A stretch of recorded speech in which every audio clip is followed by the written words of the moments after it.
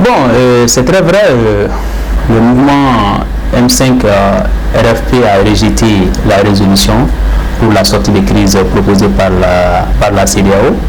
Mais ce rejet-là est dû à une évolution de la situation. Il y a eu, la manifestation a pris d'autres ampleurs, puisqu'il y a eu mort d'hommes, et nous pensons que c'est à cause de cet état de fait-là que cette résolution, qui était d'ailleurs à peu près la même proposition que le M5 même avait mise dans son mémorandum.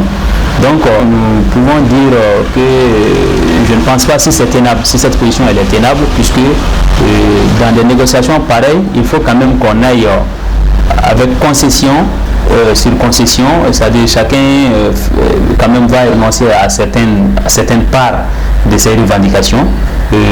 Si comment le M5 RFP rejoint sa proposition initiale qui est la démission du président, ce que réellement elle n'a fait, le mouvement n'a fait aucune concession, et ce qui n'est vraiment pas probable.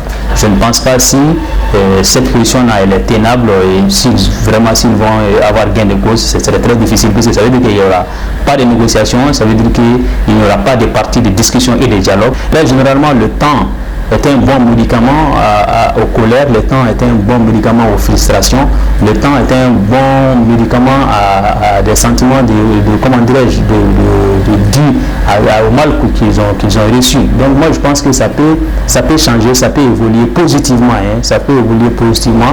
Il suffit aussi que les partis du pouvoir et les négociateurs aille dans ce contexte d'apaiser, de pacifier au niveau, comment dirais-je, de la famille des victimes. C'est-à-dire qu'il y ait un apaisement dans ce cadre, c'est-à-dire qu'il y ait des visites et puis des implications. Et ensuite, il faut quand même qu'il y ait des enquêtes et que des responsabilités soient situées.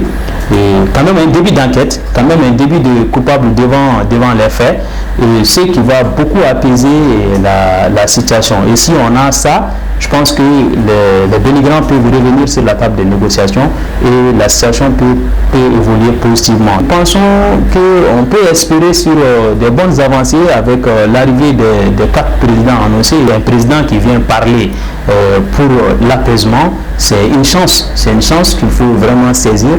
Et moi, je suis vraiment très optimiste à ce que cette visite de délégation présidentielle puisse vraiment aboutir à des oui de la part du pouvoir du gouvernement, et aussi à des oui au niveau des M5, probablement même à d'autres améliorations, puisque il faut se dire que le sujet principal qui doit être mis aujourd'hui sur la table de discussion, c'est le Mali.